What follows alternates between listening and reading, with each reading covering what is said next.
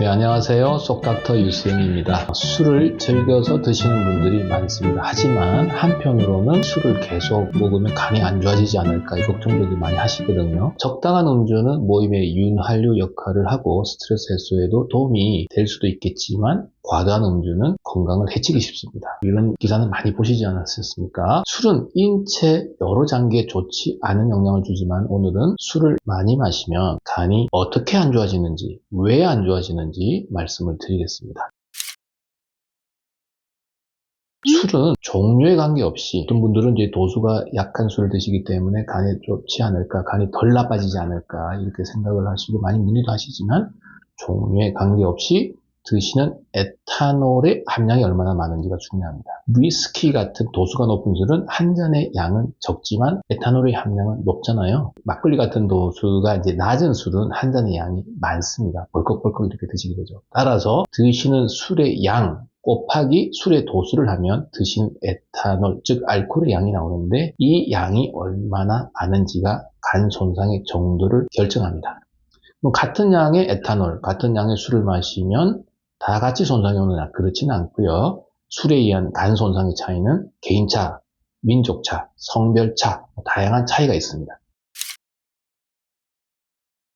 그러면 어떤 분들이 술을 같은 양을 마셔도 더 간 손상이 더 심하게 오느냐? 자, 첫 번째는 알코올 분해 효소가 없거나 적은 분이죠. 술을 조금만 마셔도 심장이 빨리 뛰고 얼굴이 빨개지고 호흡이 가빠지고 이런 분들, 집안 내력이 어떤 분들은 밀밭을 지나가도 취하셨다 또는 드링크만 마셔도 취하신다 이런 집안 내력이 있으신 분들은 술을 안 드시는 게 좋습니다. 효소가 없거나 적거든요. 두 번째는 유전적으로 중요한데 아버지가 알코올성 간경화입니다. 또는 또 할아버지가 역시 또 간경화였었습니다. 이런 분들은 유전적으로 안 맞습니다. 그러니까 이런 분들은 술을 안 드시거나 매우 적게 드셔야 되는데 아버지, 할아버지의 유전적 사실도 알면서도 매우 많이 드시는 분들, 오히려 자기가 술자리를 주도하시는 분들, 이런 분들은 반드시 바꿔야 됩니다. 남녀 성별로 보면 여자가 술에 의한 간 손상이 더 심합니다. 그 이유는요, 여자분들이 위에 알코올 분해 효소가 적고요, 체지방이 많기 때문에 알코올 혈중 농도가 남자들에 비해서 같은 양을 마셔도 높은 것으로 알려져 있어요. 그리고 여성 호르몬 때문에 산화 스트레스, 염증 반응이 더 첨가한다고 알려져 있습니다. 그래서 같은 양을 섭취해도 간 손상이 여자분한테 더 많다. 제 환자분들 중에 한 일례로 부부분이신데 상당히 이제 인고 부부라 그래야 될까요?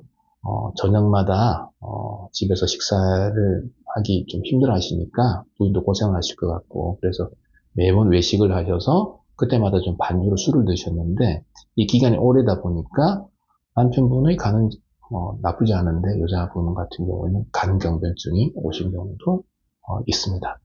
그래서 여자분들은 같은 양을 드셔도 남자분들에 비해서 간 손상이 더 크게 올 수 있다 이렇게 하시면 되겠고요. 매일 습관적으로 술 드시는 분, 이분들은 본인이 압니다. 이렇게 먹었다가는 내 간이 견디겠는가 이런 분들 스스로 잘 아시기 때문에 이런 거 피하셔야 되고요. 그러면 매일 먹지 않고 한 번씩 몰았다가 폭음으로 하는 건 어떤가? 이런 분들도 역시 간 손상이 오기 쉽기 때문에 하시면 안 됩니다. 알코올성 간 질환으로 이미 진단을 받은 분입니다. 병원에서 알코올성 지방간이에요. 여기까지는 좀 낫지만 알코올성 간염, 알코올성 간염은 좀 무서운 병이거든요. 알코올성 간염이 있어요. 알코올성 간경변증이 있어요. 간경화 있어요. 이런 분들은 술 때문에 빚어진 일들이기 때문에 반드시 그 원인은 술을 안 드시는 게 중요합니다. 비만이 있는 분, 지방간이 비알코올성으로도 올 수도 있고 알코올성으로 있는데 이미 비만이 온 분들은 간에 지방간염, 지방간이 있는 분들이 꽤 많거든요. 여기에다가 알코올이 더 해지면 더욱더 많은 손상을 가져올 수 있기 때문에 비만인 분들 술을 끊거나 줄이는 게 중요한데 비만인 분들이 술을 잘 드시면 비만이 더 악화되는 경우가 많습니다. 그리고 피검사, 혈액검사를 해보니까 간 기능 이상이 있는 분, AST가 높다. AST는 술 많이 드시는 분들한테 특이적으로 많이 올라가거든요. 2배 이상으로 ALT 비해서 올라가는 경우가 많습니다. 또 감마 GDP 들어보셨잖아요. 이 감마 GDP가 정상은 남자 한 70, 여자 한 40, 50 이렇게 보는데 100이 넘으면 나하고는 술은 안 맞는 거예요. 물론 술을 안 드셔도 비알코올성 지방간 때도 감마GTP 100, 200도 있을 수도 있고요. 약물에 의해서도 그럴 수도 있고, 수면제 먹어도 올 수도 있고, 갑상선 문제, 뭐 다양하게 올 수도 있지만 술을 많이 먹습니다. 근데 감마GTP가 100이 넘어요. 또는 AST가 ALT보다 더 높아요. AST가 많이 높아요. 이런 분들은 이미 간 기능에 장애가 오기 시작한 분이기 때문에 술을 안 드시는 게 좋습니다. 그리고 초음파를 보니까 지방간이 있는 분. 지방간은 알코올성이든 비알코올성이든 다 올 수 있거든요. 근데 지방간이 있는 분들이 계속 술을 드시게 되면은 간염으로 진행을 잘합니다. 그래서 지방간 있는 분들 술을 안 드시는 게 좋겠습니다. 또 만성 B형 C형 간염을 이미 진단받은 분, 그리고 치료받고 있는 분들. 자, 이런 분들은 이미 간이 한번 손상을 크게 받은 거거든요. 거기에다가 더 간을 해치는 원인인 술을 자꾸 드시게 되면은 2중, 3중으로 간이 고생을 하게 되는 거기 때문에 술은 안 드시는 게 좋겠습니다. 마지막에 중요한 게 병원에서 술을 끊으라고 권고받은 분입니다. 특히 마지막에 지금 말씀드린 것처럼 병원에서 간 초음파 피검사를 해보니 환자분은 술을 지금 당장 끊는 게 좋겠습니다. 이렇게 권고받은 분은 반드시 끊어야 하는데 그냥 선생님이 겁주려고 하시나 보다 이렇게 생각하고 그래도 괜찮겠거니. 왜냐하면 제가 증상이 별로 없고 본인이 만나는 친구분들도 술자리를 가면 병원 가면 다 그런 이야기를 들어 이렇게 이야기를 하시면서 무시를 하는 경우가 좀 많거든요.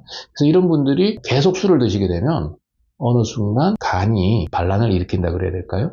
복수가 생깁니다. 배가 불러옵니다. 그리고 헛구역질을 했는데 피가 막 콸콸콸 쏟아져 나옵니다. 피를 토할 수도 있고 또는 피가 과량이 안 나오고 밑으로 조금씩 내려가면은 이제 피가 산화돼서 검게 나타나거든요. 그래서 흑색변, 짜장면 색깔의 변을 보게 됩니다. 이제 이렇게 해서 병원을 찾게 되어 검사를 해보면 거의 많은 수에서 알코올성 간염이에요. 또는 간경변증이 왔어요. 간경화가 왔어요. 이렇게 진단을 받게 되는데 이렇게 되면 건강하게 장수하기가 매우 어렵습니다. 즉 생명이 많이 단축이 되는 겁니다. 그래서 앞에 말씀드린 것처럼 알코올성 간질환 고위험군은 만약에 드신다면 아주 소량만 드시거나 제일 좋은 건 끊는 거죠. 끊는 게 중요합니다. 알코올성 간염 또는 알코올성 간경변증입니다 라고 진단받는 경우에는 술은 줄이는 게 아니고 반드시 끊어야 됩니다. 그러면 알코올이 간을 안 좋게 하는 거는 알겠는데 그러면 막연히 그냥 술 드시면 간이 안 좋아요가 아니라 왜 안 좋아요? 어떤 기준으로 안 좋은가? 이렇게 물어보신다면 알코올 자체에 의한 간세포 손상이 있고요. 두 번째는 많이 들어보셨겠지만 알코올 대사산물 아세트알데하이드라고 하는 대사산물이 있거든요. 이 물질에 의한 간세포 내 미토콘드리아가 직접적으로 손상을 받습니다. 세 번째는 활성산소. 이 활성산소를 만들어서 산화 스트레스가 있게 되면 간세포가 손상을 받습니다. 네 번째로는 간세포 내에 알코올성이든 비알코올성이든 간세포 내에 지방이 침착된다 그랬잖아요. 지방이 쌓이게 되고 지방산 대사가 방해되고 이 지방이 염증을 잘 일으키거든요. 이렇게 해서 자꾸 간에 손상을 주게 됩니다. 다섯 번째는 면역 반응에 의한 손상이고요. 여섯 번째는 알코올을 자꾸 드시다 보면 장도 손상받거든요. 그래서 장벽의 투과성이 증가됩니다. 그래서 장에 있는 뇌독소, 독소들이 장에서 흡수가 되어서 체내로 유입이 되거든요. 그러면 이를 없애기 위해서는 우리 간에 있는 대식세포, 쿠포셀이라고 하는 게 있습니다. 이 쿠포세포가 활성이 되어서 각종 염증성 물질들을 분비를 막 합니다. 일곱 번째는 간의 섬유화세포라고 하는 게 있는데 간의 섬유화세포가 활성이 되어서 섬유화를 진행시킵니다. 섬유화가 계속 진행이 되면 딱딱해지는 거거든요. 그리고 여덟 번째는 알코올을 대사하기 위해서 간이 정말 열심히 일을 하게 됩니다. 상대적으로 너무 일을 많이 하다 보니까 산소가 부족하게 돼요. 어떤 연구에 의하면 간에 있는 혈관들, 아주 작은 혈관들의 수축이 오기 때문에 저산소증이 유발되어 간 손상이 더 악화되는 것으로 되어 있습니다. 8가지 정도 말씀을 드렸는데 이런 기전들이 복합적으로 작용을 해서 술을 많이 드시는 분들에는 간세포에 손상이 온다. 이렇게 알고 계시면 되겠습니다. 자, 만약 만성간 질환을 가진 분들 어떤 게 있나요? B형, C형 간염, 자가면역 간염, 알코올에 의한 간 손상, 다양한 유전적인 질환, 흔한 거는 또 비알코올성 지방간 이런 것들이 이제 만성간 질환이 되겠는데 이런 분들이 장기간 음주를 하게 되면 전쟁으로 치면 성문의 양쪽에서 앞문, 뒷문에서 양쪽에서 적이 공격해 오는 것과 똑같습니다. 자, 이러한 기전 때문에 술을 많이 마시는 사람은 거의 예외 없이 알코올성 지방간으로 진행이 됩니다. 여기서 검주를 딱 하게 되면 정상으로 돌아오거든요. 하지만 이런 경고를 무시하고 증상이 없기 때문에 계속 술을 마시게 되면 알코올성 간염으로 진행되게 됩니다. 통상 술을 많이 드시는 분의 90% 정도는 알코올성 지방간 진행한다 되어 있고 20% 정도는 알코올성 간염으로까지 진행된다 이렇게 보고되고 있습니다. 알코올성 간염 이렇게 이야기를 드리면 간염이니까 아직 간경변증 간암은 아니기 때문에 크게 문제되지 않겠지 하는 분들이 많습니다만은 실제로는 알코올성 간염은 매우 위험한 상태도 많습니다. 그래서 다음 시간에는 심한 경우에는 그 자체로도 생명을 위협하기도 하는 알코올성 간질환의 심한 단계인 알코올성 간염에 대해서 자세히 말씀드리도록 하겠습니다.